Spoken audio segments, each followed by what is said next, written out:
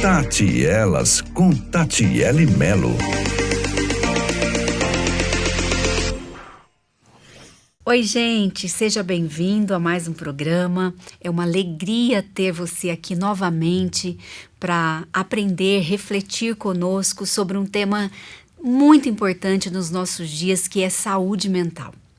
Eu tenho certeza que você tem dúvidas a esse respeito, conhece alguém que está enfrentando alguma dificuldade nessa área, então você pode ser um canal de bênção, compartilhando o programa, mandando aí para essa pessoa o link. E quem vai nos conduzir, gente, nessa reflexão é o médico psiquiatra, Dr. Pércio de Deus. Dr. Pércio, seja bem-vindo. Tati, muito obrigado por estar novamente com você. É sempre um prazer e com a sua audiência tão especial. Amém. Dr. Pércio, vamos começar então definindo o que é saúde mental, porque a gente ouve tanto, né? Fala-se saúde mental, mas o que é? É verdade. Se você me permitir, eu quero ir um pouquinho antes. Quero, permita. Que é o seguinte, existia e ainda existe por parte de muitas pessoas um preconceito sobre saúde mental, porque não entendem o que é saúde mental. Então, essa conversa que você marcou, eu acho que vai ser muito rica. Muitas pessoas tinham a ideia de que saúde mental era, por exemplo, um pecado. Era afastamento de comunhão de Deus. Era uma punição que Deus oferecia aos homens e, como punição, ele trazia a saúde mental. E eu não estou falando isto só da época dos evangélicos, que realmente levaram isso um pouco mais a fundo. Mas o homem primitivo já achava que quando ele tinha uma doença, aquilo era uma punição divina, dos deuses politeístas, inclusive. Então, nós estamos trabalhando para trazer a verdadeira ideia do que seja saúde mental e não baseada em preconceitos e ideias construídas de uma forma não muito correta. Sim.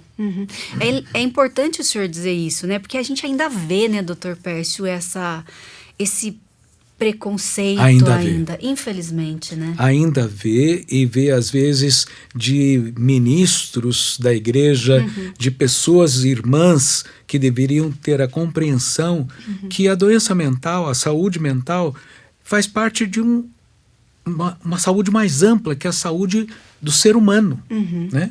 Uma dessas partes é a mente. Mas também temos a saúde cardiológica, a saúde da pressão, a saúde de tantos órgãos. E por que não a saúde mental? Né? Por que a gente faz essa distinção? Por que faz essa divisão entre corpo e mente, sendo que Deus nos fez inteiros?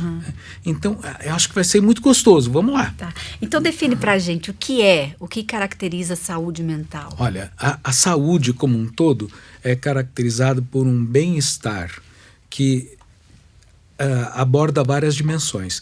A dimensão física, a dimensão mental, a dimensão psicossocial, a dimensão econômica e a dimensão social enquanto relacionamento. Então, a saúde mental se enquadra dentro desses conceitos. Para eu ter uma saúde mental, eu preciso ter uma boa condição física, econômica, financeira, nutricional, de bom relacionamento, uma condição de higiene, de boa alimentação, ou seja, eu preciso de uma série de elementos que me cerquem e que me deem condição de tirar de mim aquilo que eu tenho de melhor do meu cérebro. Vou lhe dar um exemplozinho rápido. Há pessoas que em alguns estados do nosso país, por terem uma nutrição muito pobre durante a infância, porque não se alimentam, a não ser de farinha de mandioca e alguma outra coisa, eles não recebem proteína. E com isto, o cérebro deles não se desenvolve adequadamente. Então, quando ficam adultos, eles não têm uma boa condição de saúde mental.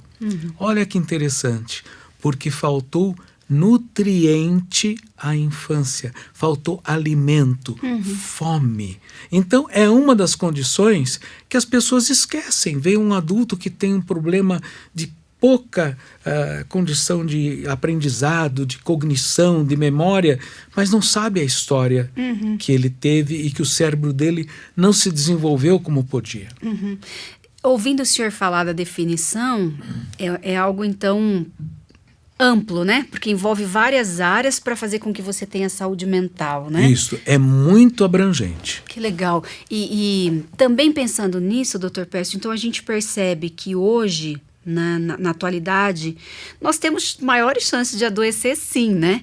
Porque Brasil, por exemplo, um país violento, um país inseguro, tudo isso pode fazer com que tudo isso é muito grave em saúde mental. Há vários estudos, Tati, que os filhos da violência, aqueles que sofreram algum tipo de violência infantil, não precisam ter sofrido no corpo, podem ter presenciado, podem ter visto, podem ter compartilhado ou sido vítimas mesmo dessa violência que assola, infelizmente, muitas cidades e muitos bairros da nossa São Paulo, inclusive.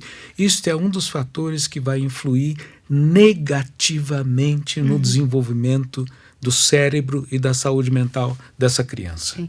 Eu amei entender isso, porque o Brasil está aí, né, entre os países com maior índice de ansiedade, né, ou o país... Isso, um dos maiores. Um dos maiores países de ansiedade. Aí a gente compreende por quê, né? A gente compreende porque ansiedade é tentar se antecipar ao tempo.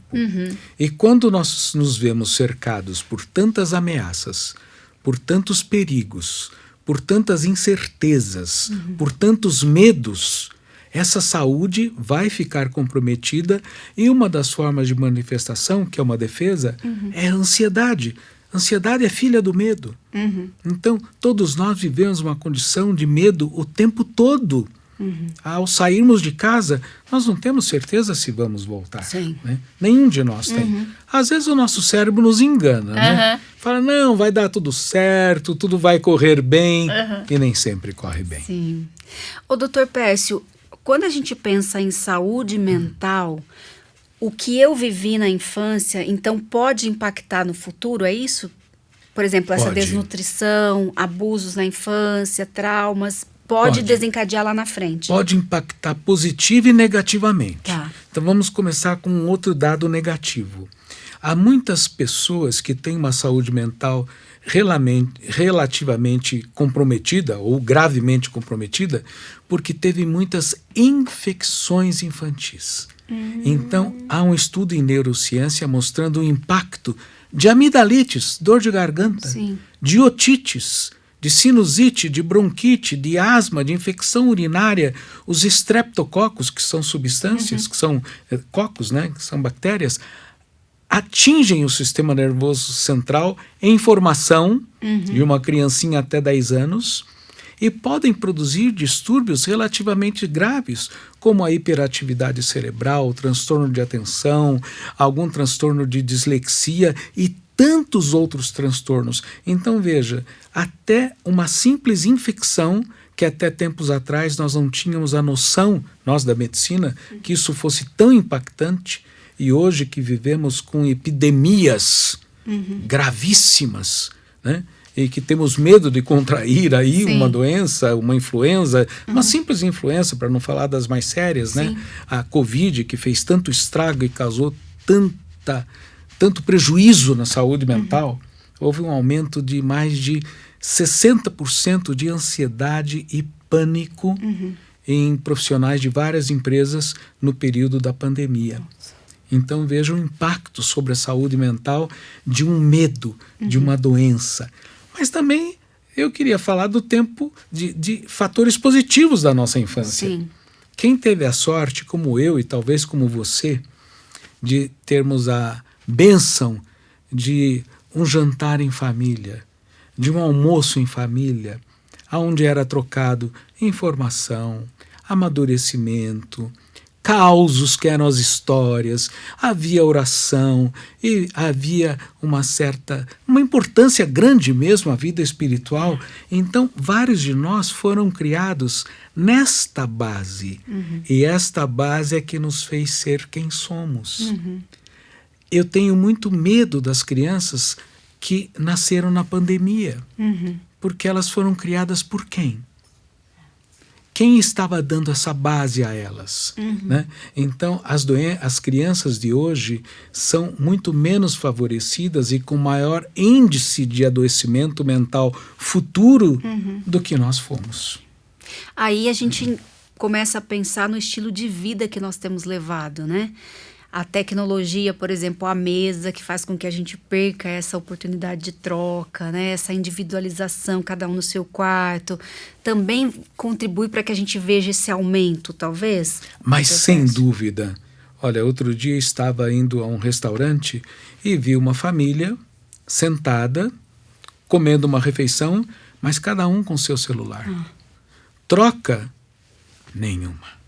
Então, o que precisa é essa troca afetiva, que é um ensinamento, que é eu colocar para você aquilo que eu já vivi e dentro de um ambiente de amor, de cordialidade, de respeito, que se diluiu muito nos dias atuais. O que será que ele tem a falar para mim? Será que isso encaixa na minha vida? Mas o que a gente vê foi isso que você falou. Aqui é o meu quarto, estou vendo o meu programa e estou comendo minha comida. Isto afasta as pessoas. E esse afastamento é um dos problemas sérios da formação de um dos itens de saúde mental, que é o papel da família, que tem um papel muito importante na saúde mental. Sim. O doutor Pércio, e como que a gente começa a perceber, uma pessoa pode perceber que ela está doente mentalmente ou está adoecendo? Tem sinais? Eu sei que são várias patologias, né, várias doenças, mas assim, como é que a pessoa pode perceber, assim, algumas dicas que o senhor pode dar? Insônia, algumas coisas assim? Olha, existem várias. Eu vou começar com uma em comum, porque eu vim de um quadro de influenza, eu tive influenza, e hoje ao acordar eu virei para minha esposa e falei: graças a Deus a minha energia voltou. Porque eu sou uma pessoa que vive muito da energia, todos nós, para fazermos qualquer coisa, para trabalharmos, para depois do trabalho chegarmos em casa ainda termos energia de compartilhamento familiar e de uma série de projetos pessoais, eu que gosto de música e tantas outras coisas que me atraem, né? Mas você vê, uma simples gripe, uma influenza, me reduziu esse grau de energia que eu senti que a minha saúde mental e física, porque não tendo saúde física, eu não vou ter saúde mental. Veja, um diabético grave, ele não tem o mesmo grau de saúde mental de uma pessoa não diabética grave. Veja, não tratado. Se for bem tratado, está tudo equilibrado. Uma pessoa que tem um hipotiroidismo, uma disfunção da glândula tireoide, a glândula tireoide transforma gordura em energia. Para onde vai essa energia? Para o corpo e para a mente. Se eu sou um hipotiroidiano, eu vou ganhando peso, eu vou ficando mole, eu vou ficando cansado. Então, os sinais são fadiga, cansaço, dificuldade de aprendizado, de cognição, dificuldade de memória, dificuldade em resolver problemas, autonomia, pensar por si próprio, ter conceitos próprios e ter vontade de. Que é a vontade de viver, que é uma bênção. Eu vim para que tenham vida e vida abundante. Jesus Cristo, para mim, nunca mentiu. Se ele falou isto, eu vim para que tenham vida e vida abundante, você, espectador da Tati, se pergunte: você tem tido vida abundante? Você tem vontade de acordar no dia que virá? Você tem planos, você tem desejos? Isso é vida abundante. E esse abundante que o senhor está falando é de vontade, né?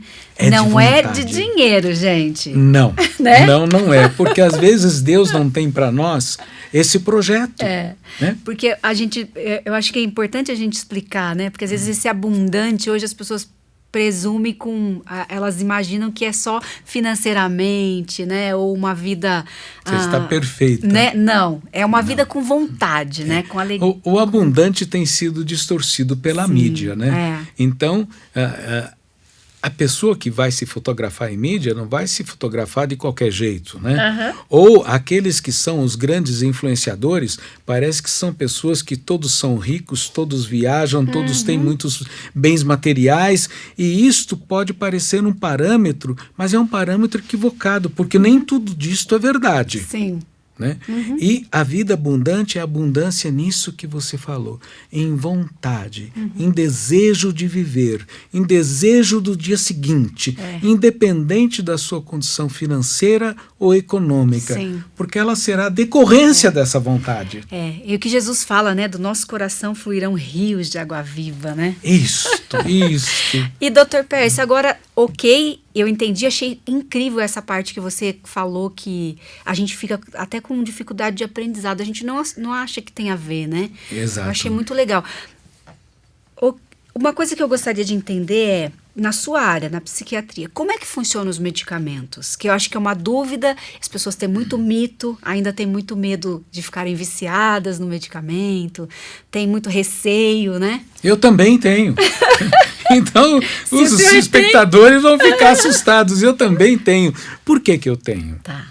Porque nem sempre existe o tempo devido numa consulta médica para ser feito um diagnóstico preciso, adequado, e eu recebo pacientes, Tati, polimedicados, que já tomaram quase tudo que existia na psiquiatria, porque às vezes um médico, na pressa de atender, até por força dos convênios e tal, ele já dá um remédio muito forte, às vezes muito mais forte do que deveria, com sintomas colaterais perigosos e que podem causar ganho de peso, disfunção sexual, diabetes, problemas cardiológicos. Então, medicar é uma arte. Eu gosto muito de cozinhar. Né? É um dos meus passatempos.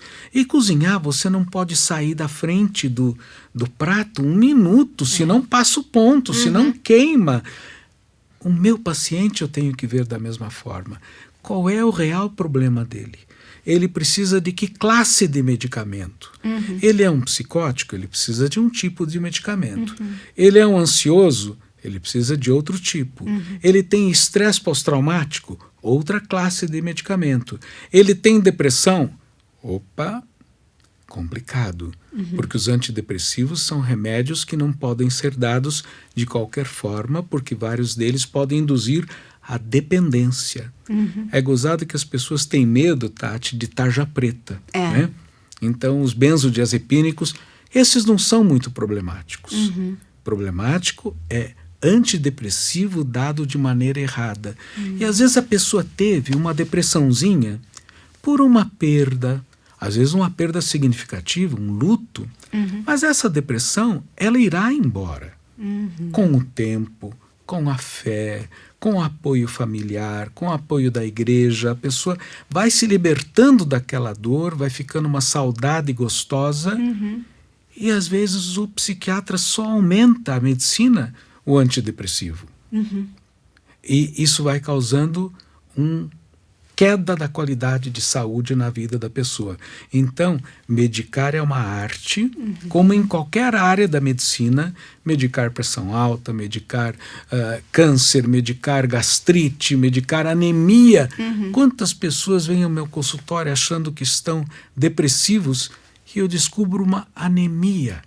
E com um pouquinho de noripurum, de ferro, não quero falar de nome comercial, a pessoa volta ao normal. Ela não tinha depressão, ela tinha anemia. Veja como o diagnóstico é importante. Então, medicar significa diagnóstico correto. Diagnóstico correto nos leva à medicação correta, sem riscos e sem dependência. E, Dr. Pércio, a medicação, ela entra em que momento no tratamento da saúde mental? No momento em que a pessoa já não consegue ter autonomia ou realizar o que ela conseguia realizar antigamente. Vou dar um exemplo em depressão. Existe uma depressão muito leve, em que a pessoa vive uma qualidade de vida ruim, nada está bom, nada tem prazer, é uma vida sofrida, se queixa, reclama, é o conhecido chato. mas ela ainda consegue fazer as atividades do dia a dia, dar conta dos afazeres ou do trabalho ou domésticos, mas com já um certo grau de sofrimento. Se essa depressão aumenta por queda de substâncias químicas cerebrais, por uma série de fatores, a pessoa já não consegue sequer dar conta do dia a dia. Ela não consegue sequer trabalhar, ela deixa de ser produtiva. Nessa hora, já passou a hora dela procurar ajuda. De um psicólogo, de um psiquiatra, de um médico, para descobrir por que ela está tendo queda de energia, porque ela está tendo queda de rendimento. E aí uma série de procedimentos, exames médicos, exames de imagem, conversa, história da vida da pessoa, até que a gente possa ter uma ideia do que ela tem e conseguir ajudá-la. Quando você fala dessa queda de energia, é uma queda mesmo? A pessoa fica mais sonolenta, mais cansada? É uma queda, a pessoa fica mais sonolenta, mais prostrada, fica mais cansada, ou existem outras patologias que são o inverso. Se a pessoa tem uma patologia que cause, por exemplo, curto-circuito cerebral, ela pode ficar menos paciente, mais irritada, mais explosiva, tendo mais problemas de comportamento. Então, existem vários lados da saúde em que a pessoa tem que perceber que ela não está naquilo que ela sempre foi. Sim. Inclusive ouvir aqueles que convivem com ela, o que é muito difícil nos estados de saúde mental. A pessoa acha que aquilo é o destino, que aquilo é o que Deus quer para ela, que aquilo é resultado de uma série de coisas ruins que ela fez na vida, se autodiagnostica e deixa que o distúrbio continue. Então, a saúde mental não é só queda, às vezes é o excesso. Sim. Não conseguir dormir, não conseguir parar de pensar, ficar planejando coisas ininterruptamente, chegando até um ponto de exaustão, de enxaqueca, de verdadeiro desligamento, isquemias cerebrais, que são também saúde mental. E como que a gente pode melhorar o nosso ambiente, né? A nossa vida diária ali, para que a gente se previna, né? Ou cuide da nossa saúde mental, Dr. Pércio? O que a gente precisa compor a nossa rotina ou cuidados que a gente deve ter no ambiente? Olha que pergunta difícil, que a minha vontade era responder para um país X aí, que eu não vou dizer qual, né? Mas eu moro em São Paulo, você mora em São Paulo, e eu acho que existem pelo menos 5 pilares, ou 4, que eu chamo os 4 cavaleiros do Apocalipse, que nos ajudam em qualquer situação a mantermos a nossa saúde mental equilibrada. A primeira delas é exercício físico diário. Ao menos 30 minutos, não estou falando para ir para a academia, pode simplesmente caminhar 30 minutos, é até mais saudável. Porque quando eu caminho, eu estou melhorando minha microcirculação corporal, minha microcirculação cerebral, eu estou aumentando a endorfina, que é uma substância, que puxa a serotonina, que já é uma substância cerebral. Então veja, começa com o primeiro cavaleiro do Apocalipse, que é caminhar. Ou exercício físico 30 minutos todo dia. A segunda coisa, que é uma derivação desta, é esporte. Por quê? Se você fizer um esporte, pode ser um vôlei, um tênis, pode ser luta marcial, que tem muito mais benefício, ou a pessoa presta atenção, ou se foca naquilo que está fazendo, ou vai levar uma bolada na cara. Ou não consegue fazer, né? Ou não consegue, né? Então, o exercício nos ajuda, primeiro, a nos desligarmos daquilo que estamos pensando. Nos desligarmos daquilo que é a nossa fonte de sofrimento e de preocupação. E focamos no lazer, no esporte ou no exercício. O terceiro é muito difícil de ser praticado. Eu mesmo tenho dificuldade porque eu sou hiperativo cerebral, que é o relaxamento. Mas relaxamento é muito importante, guardarmos meia hora, 20 minutos, qualquer tipo de relaxamento. Sentar numa poltrona e deixar o corpo relaxar sem dormir. Tá. O quarto é uma coisa que para o nosso público cristão é muito fácil falar. É a leitura recitativa dos Salmos. Recitativa? Olha, eu não estou falando para estudar Jeremias, Tá. nem o Apocalipse de João. Por quê? Porque se eu estou recitando um salmo, ou eu recito o salmo, ou eu penso no que a minha empresa está me cobrando. Vou dar um exemplo. O Senhor é meu pastor, nada me faltará, deitar-me faz em pastos... Bem, daqui a pouco eu já tenho meu consultório. Não. Se eu estou recitando um salmo, e ele é sagrado, além de me inspirar espiritualmente, ele faz com que eu desligue a minha mente daquilo que me atormenta e complica a minha saúde mental. Então, é o quarto cavaleiro, ou terceiro, né? E o último cavaleiro é a música, a arte-terapia. O maior exemplo é a música, que é a melhor mesmo. É muito difícil você cantar um louvor e, ao mesmo tempo, estar ansiosa, estar deprimida. Ou você canta e louva, ou você está pensando e se depreciando e se ansiando, ou então você cozinha. É uma outra arte-terapia.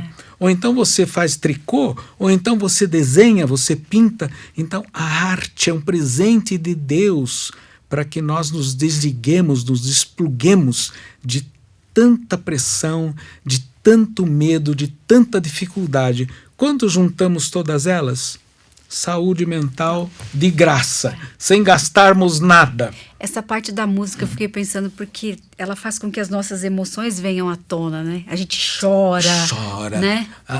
E não dá para cantar e louvar, ou cantar, ou escutar, ou tocar, eu que sou pianista também, e ao mesmo tempo estarmos preocupados e para baixo, ou então irritados. A música tem realmente uma função de catarse, né? De pôr para fora, de nos aliviarmos de tantos sentimentos negativos. Doutor Pércio, o senhor que é da área, que estuda, quais são as expectativas ou o que a ciência prevê para o futuro de saúde mental? Olha, as previsões são boas. Isto é uma boa notícia, né? Nós temos já alguns tratamentos, não de saúde mental. Eu tenho um grande colega do Einstein, professor Dr. Nelson Ramschlag, que ganhou um prêmio internacional porque ele faz transplante de medula em leucemia. Então, ele já consegue introduzir célula-tronco na medula da espinha, né? Na medula, e a pessoa sai, depois de um tempo, curada. Então, nós estamos caminhando na saúde mental também para novos procedimentos. Já temos estimulação eletromagnética cerebral, já temos Deep Brain Stimulation, que é a introdução de eletrodos profundos para a cura da doença de Parkinson. Então, nós estamos evoluindo com novos fármacos, novos. Não os antigos que engordavam, davam dependência e a pessoa ficava meio que abobada. Não, são fármacos testados, são fármacos confiáveis que ajudam o deprimido, que ajudam o psicótico, que ajudam o ansioso, que ajudam quem teve estresse pós-traumático, que é um dos nossos grandes problemas atuais, tanto no Brasil como fora do Brasil. Então, a ciência tem sim nos dado expectativa que dentro de alguns anos nós vamos viver em termos mentais, com a ajuda da medicina, muito melhor. Até lá, devemos exercitar os 4 cavaleiros do Apocalipse. Sim. O doutor Pércio, fala um pouquinho para a gente desse estresse pós-traumático. Eu tenho uma curiosidade se pode acontecer na infância e vir a se desenvolver na fase adulta, ou não, ele tem um curto período. Como que é? Olha, o estresse pós-traumático pode acontecer em qualquer época da nossa vida, desde que nós tenhamos uma situação estressora, estresse, ameaça, medo, em que a nossa vida correu algum tipo de perigo e que o nosso sistema de defesa mental não deu conta de lidar. Eu vou dar um exemplo que um colega meu, americano, trata de estresse pós-traumático dos militares americanos que vêm da guerra do Iraque. E a gente vê que às vezes o tratamento falha e alguns deles saem fazendo barbaridades porque não foram adequadamente tratados. Mas o estresse pós-traumático pode ocorrer numa pessoa que sofreu um sequestro, que sofreu um assalto violento, que sofreu um assédio moral violento. Então, esse estresse é tão superlativo que ele é maior que a capacidade de recuperação da pessoa. E aí entra novidades da medicina, alguns fármacos que podem ir modulando esse estresse, fazendo com que ele vá caindo lentamente, a queda não é rápida, até que ele chegue quase à normalidade. Quase. Porque fica o restinho. Tá. Só quem apaga esse resto É Deus. é o poder de Deus. Aí sim, aí apaga. E deixa eu reformular. Por exemplo, a pessoa teve um sequestro. Vai aparecer em seguida ou pode levar um tempo? Essa é a minha dúvida. Demora sempre um tempinho. Porque há um impacto. E desde a hora do impacto até começarem os sintomas, que são ansiedade e muito medo, é a dupla e depressão. Ansiedade, medo e depressão. É o trio, que ele vai subindo. Vai subindo e vai paralisando a vida da pessoa. Ela não consegue mais sair porque ela tem medo, ela não consegue mais produzir, ela não vê alegria em nada. Houve um impacto muito grande. Imagine um tsunami afetivo. Sim. Um tsunami que vem e varre tudo. Né? Imagine um tsunami emocional na nossa mente. Ela consegue varrer nossos valores, nossas defesas, aquilo em que acreditávamos. Então, a reconstrução disto é um trabalho realmente muito bonito, porque existe a reconstrução, mas tem que ser um trabalho muito sério, com a ajuda de medicamento, com a ajuda de psicoterapia e com a ajuda de uma orientação espiritual. Sim. Doutor Pércio, e sobre suicídio? A gente tem visto que recente a gente tem tido um aumento em crianças, né? Ali 12, 11, 10, 12 anos. Primeira pergunta, por que o senhor acha que isso está acontecendo, né? Quais cuidados nós devemos ter e como que a gente pode perceber uma pessoa que ela tem aí esse, como a gente pode ver, um viés? Olha, Tati, uma pergunta linda, dificílima. Eu tive o prazer de trabalhar na Universidade Mackenzie, num grupo de prevenção de suicídio. E pela graça de Deus, não por minha capacidade, não tivemos um suicídio enquanto eu estava à frente desse grupo lá na Universidade Mackenzie. Mas a gente fatia as idades, né, em que podem ocorrer os suicídios. O que temos visto na criança hoje é que, primeiro, existe uma falha, uma ausência de elementos importantes que sustentavam a criança, que era justamente o amor de pai e o amor de mãe. Isso está mais distante hoje. É mais difícil. Tínhamos depois o apoio eclesiástico, o apoio da igreja na escolinha dominical e nos acampamentos. Isso também está mais difícil. E tínhamos uma educação mais competente, mais séria, que se preocupava também com valores. E hoje a educação só informa. E por outro lado, temos a competição da mídia. E aqui eu quero ressaltar um problema específico em crianças. A criança vai convivendo com heróis dos videogames que são invulneráveis. Eles não morrem, eles se submetem a uma série de perigos e nada acontece. E eles vão criando quase que uma personalidade alternativa de que eles podem ser isso também. Quando na realidade eles estão tristes, carentes, incompletos, com uma tristeza interior muito grande, e não há os elementos que antagonizem isso, que façam o contraponto. Então, e ele ainda tem mais esse vídeo que diz que ele pode acabar com tudo e nada vai acontecer, aí ele se torna uma vítima dele próprio, da dor de existir, da falta de amor, de carinho, de aconchego, de acolhimento. Sim. Ou seja, nós precisamos voltar às bases, né? Precisamos. Sentar em família. Urgentemente. Formar as nossas crianças ali com culto doméstico, né? Exatamente. Com troca de amor. Muitos pais se cobram, Tati. Mas eu trabalho muito, eu não tenho tempo. Peraí. Não importa a quantidade do tempo propriamente dita. Importa a qualidade do tempo. Sim. Papai vai chegar. Mamãe vai chegar. Isso tem que ser aguardado com prazer, com expectativa boa e não com medo, com temor em que a pessoa até se afasta disso. Então, a qualidade do que é transmitido às crianças é fundamental. E ainda não há substituto para pai e mãe. É uma comissão que Deus nos deu, que durante algum tempo nós cuidemos daquela criatura maravilhosa que Ele nos comissionou. Sim. Doutor Pércio, qual a diferença de doença e transtorno? Ou são iguais? Não.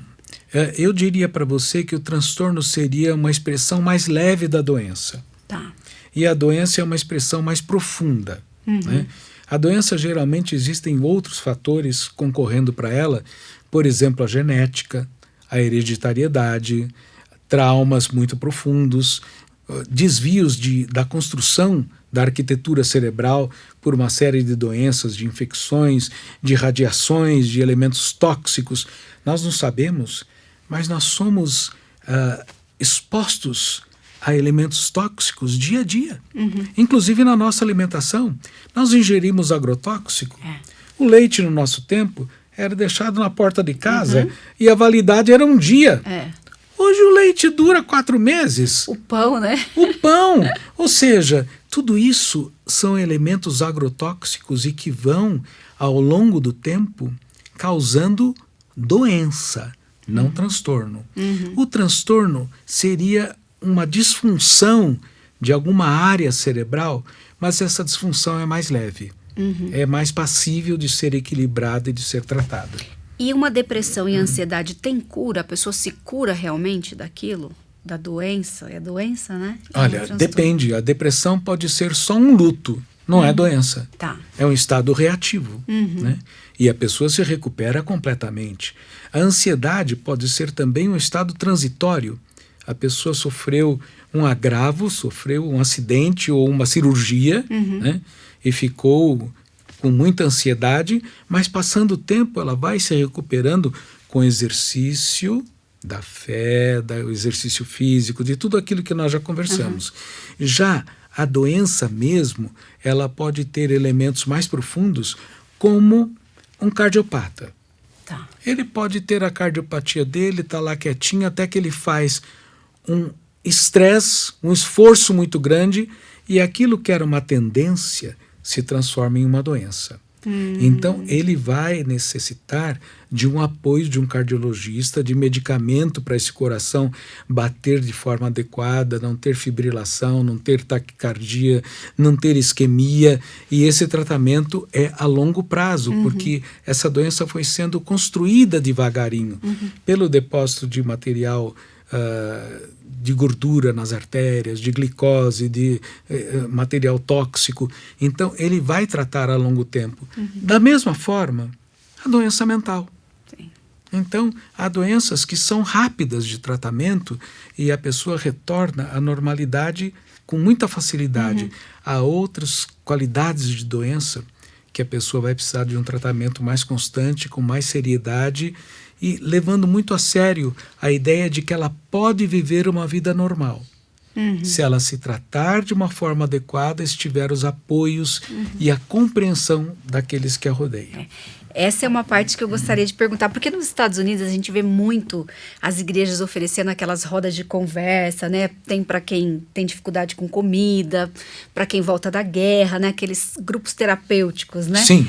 No Brasil a gente não vê muito essas rodas, assim, e a gente percebe que há também, pelo menos no meio cristão, quando alguém adoece mentalmente, a primeira coisa é ela aguardar, né? Exato. Mas a importância, doutor Pércio, da rede de apoio num tratamento de saúde mental. Olha, Tati, é fundamental. É fundamental. O senhor diria para a pessoa se abrir, então? Eu digo que sim, por exemplo, nos Estados Unidos é uma coisa gozada, aqueles indivíduos que são considerados cristãos praticantes, ou o cristão que tem uma igreja que tem psicólogo e que tem rede de apoio. Nós temos aqui no Brasil já algumas igrejas com projeto de ressociabilização para pessoas que estão descasados, que se separaram. Existem muitos grupos de apoio para dependentes químicos, né? Mas eu não vejo grupos de apoio mental, né? Para ansiedade, para cardiopata, como isto é importante. Eu também você sinto falta. Receber, né, a troca, eu também tenho isso, eu também passei por isso. Se identificar, né? Se identificar, não se achar tão fora, uma casinha muito fora do que está previsto. Isso é um dos papéis da igreja contemporânea.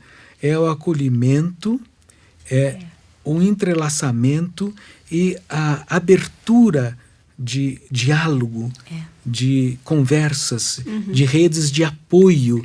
É muito importante. A gente percebe, né, Dr. Pércio, que aquelas pessoas que estão enfrentando um câncer, uma doença de nível grave, elas se abrem com as redes sociais, elas recebem muito apoio e elas falam o quanto isso é importante, né? Exato. Receber esse apoio. Agora, imagina um apoio presencial, né? Eu vejo assim, uma mãe, por exemplo, que está lidando com um filho com TDAH, com autismo, né? Você ter outras mães poder conversar, né?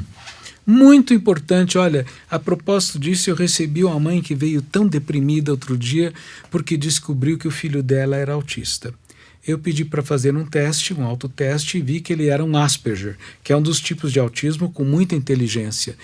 E ela falou, não, mas o meu filho está sendo tratado com isto, com isto. Eu falei, suspende tudo e coloque em musicoterapia. É a melhor terapia para autistas infantis. Olha. Música.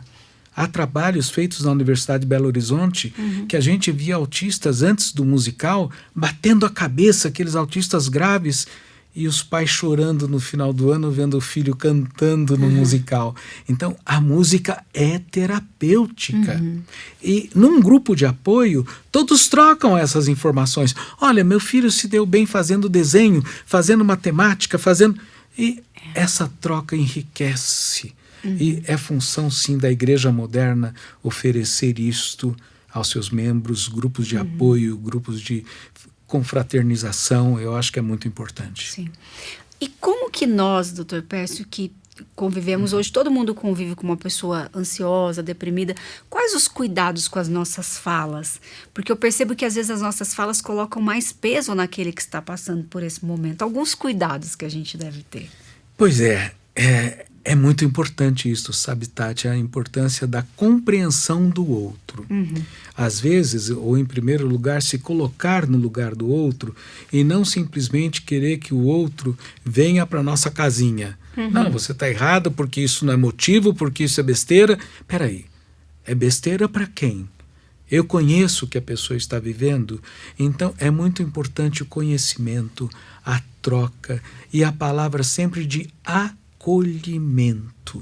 Eu te acolho, pode vir conversar comigo, eu estou à sua disposição.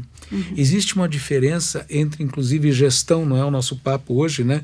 Mas gestão da moda antiga, que era uma gestão ditatorial, e a gestão pela neurociência, em que a empatia é mais importante que o QI.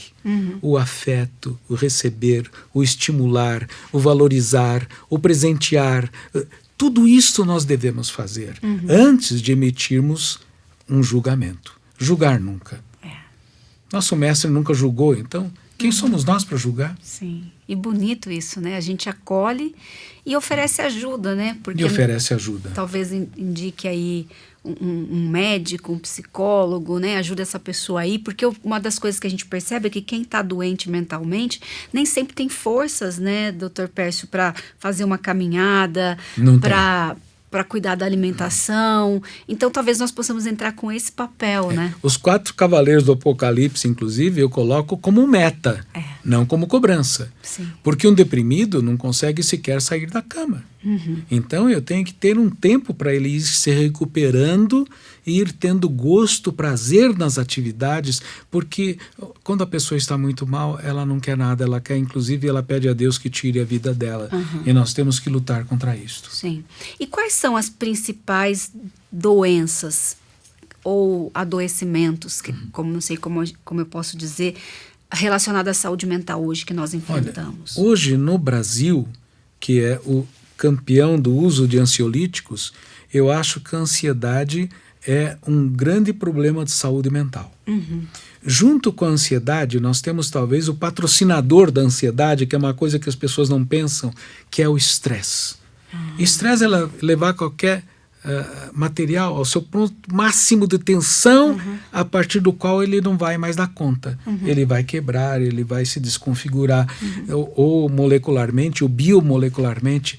Então, o estresse seria o grande patrocinador de todas as demais doenças, que são ansiedade e doença depressiva, que se apresentam ainda. A doença depressiva hoje é a segunda doença mais frequente no mundo. Só perde para a doença cardiovascular. Então, depressão é a grande doença, ansiedade é a grande doença, pânico é a grande doença, estresse é a grande doença, ou seja, é vivermos num limite que não é aquele limite de vida abundância, de vida abundante, de vida confortável, de vida adequada, saudável. A gente vê um estímulo nas redes sociais, no nosso estilo de vida, para superprodutividade, né? Às vezes a gente se sente até culpado quando não estamos produzindo. Eu ouço muito isso, né? E aí, doutor Pércio, como saber em que momento eu estou vivendo um estresse, por exemplo? Como é que se caracteriza o estresse e como é que a gente pode mudar essa mentalidade de produtividade? Olha, é difícil porque nós vamos ter que lutar contra o sistema, né? E o sistema fala, então você quer chegar em casa às 6 horas da tarde, quer ter 1 hora de almoço, então vai procurar outra firma. Porque aqui a nossa firma funciona por produtividade e lucro. Aliás, qual é o seu nome mesmo? Porque não sabem nem o nosso nome. Então, existem vários indicativos e várias coisas que nos mostram que nós estamos em estresse. A insônia, a dificuldade de conciliar um sono tranquilo, a eterna preocupação e ansiedade que é maior do que a própria nossa capacidade de relaxar. Nós não estamos nunca no momento presente, nós estamos sempre no momento futuro, pensando na meta, em bater meta, em isso e aquilo, e descuidamos daquele quem está ao nosso lado. Às vezes um colega de trabalho, de perguntar, como é que você está hoje? Você está bem? Oh, que legal! Eu faço questão, quando eu chego nos lugares de trabalho, falar com um por um, perguntar como está, como foi o dia. Isso é humanidade, isso é saúde mental, isso não é tratar o outro, agradecer. Agradeço principalmente aqueles que concluem para que eu consiga trabalhar como médico. Ser grato faz parte disto. Agora, o estressado, ele está com insônia, ele está muito ansioso e ele já começa a sentir fadiga. Uma fadiga tanto corporal como mental, que vem por dores de cabeça, por enxaquecas, crise de enxaqueca. Isso são os sinais principais de que ele está entrando num estado de estresse. E mais, se o cérebro, que é o grande computador, que controla todo o corpo, ele vai começar a ter alteração de glicemia, de pressão, ele vai passar mal de outras patologias, imunidade cai, ele começa a pegar infecções frequentes, porque o computador não está dando conta. Gente, ele está como invadido. É sério isso, né? Porque muito. O desdobramento é em muito várias sério, áreas, muito né? lindo. Deus fez uma máquina aqui tão maravilhosa que dá conta de qualquer computador aí quântico. Nós temos que preservá-la. Para cuidar do nosso corpo, inclusive. E, doutor, peço para a gente finalizar, porque já deu 1 hora de novo, que delícia, Opa. passa muito rápido. Quando a gente pensa nos nossos relacionamentos, eles têm contribuído da forma como nós temos nos relacionado para que a gente adoeça mentalmente? Se você tem um relacionamento baseado no amor e no respeito, aonde existe compartilhamento, aonde o outro é mais importante que você, isso nos faz muito bem. Isso nos eleva, isso nos traz paz, tranquilidade, saúde mental. Quando você tem um relacionamento vampiresco, em que a outra pessoa só te suga, só tira o que você tem de bom, tudo, isto contribui para o aprofundamento de diversas doenças mentais. Como é maravilhoso pensar na palavra de Deus, né? Porque enquanto você estava falando, eu fiquei pensando, Jesus fala pra gente perdoar, né? Você não vê ninguém doente de perdoar demais, né? Exato. E aí ele fala pra gente sempre andar 1 milha a mais, se te pedir a capa, dê a túnica também, ou seja, exceda no servir. Exceda. E fiquei pensando nisso que você está dizendo, né? Quando a gente lê Atos, é sempre uns aos outros, eles comiam junto, tudo que recebiam partilhavam entre eles, né? Isto. Fiquei pensando que acho que isso faz com que a gente tenha sentido na vida, que eu acho que é o que a gente está perdendo, né? Está. Nós temos que ter muito mais misericórdia, muito mais perdão e o dom supremo, que é o amor. Sim. E muito mais amor. O que o senhor gostaria de completar, dizer, que eu não perguntei ou que você acha que vai acrescentar para quem está em casa? Olha, a saúde mental é um todo. E Deus nos deu muitas habilidades e capacidades de estarmos aqui nesse mundo e vivermos uma vida plena, uma vida gostosa, uma vida intensa, se seguirmos as determinações que Ele nos dá. Que foi isso que você sintetizou tão sabiamente: o amor ao outro, o compartilhamento, a misericórdia, o perdão. Ontem estava orando para que Deus me ajudasse a me dar mais perdão e misericórdia. Porque é muito importante isto, para que não sejamos vítimas de pré-julgamentos, de encarceramento em nós mesmos, de culpas. Então, eu acho que a vida cristã plena é o grande caminho para a saúde mental. Sim. Tenho certeza absoluta. Eu fiquei pensando agora, você falando, né? Porque Jesus, ele vai falando pra gente, a Bíblia vai nos dando sabedoria, né? Deus fala do descanso, né? Quanto nós precisamos descansar. Ele fala da importância de nós ensinarmos as crianças, quer andando, quer em tempo, fora de tempo. Ou seja, para você ensinar, você tem que ter troca, né? Isto! Então, você vai pegando os princípios da palavra de Deus e você vai vendo que, assim, se a gente obedecer, é saúde pura, né? Saúde pura. Saúde pura. Isso mesmo. Ai, doutor Pércio, muito obrigada. Prazer, Tati. Eu agradeço, é muito bom ouvi-lo, aprender com o senhor. E você que está em casa, gente, anote o que ele disse aqui sobre os 4 cavaleiros. Se você não conseguir colocar os 4, comece fazendo um. Não consegue sozinha, peça ajuda. Se você perceber que a sua energia baixou, porque muitas vezes nós temos vergonha de pedir ajuda. A gente acha que isso é um fracasso, a gente acha que isso é vulnerabilidade, mas não é. Todos nós precisamos e precisaremos em algum momento da vida um do outro. Então, cuide de você para que você possa cuidar de outras pessoas e honrar ao Senhor através dos dons, talentos e habilidades que Ele te deu. Deus abençoe e até o próximo programa. Amém. Tati Elas, apresentação Tatiele Melo, produção Arthur Mendes, direção-geral Marcelo Valim, gravado no estúdio Comeve, um programa Telmídia, www.telmedia.com.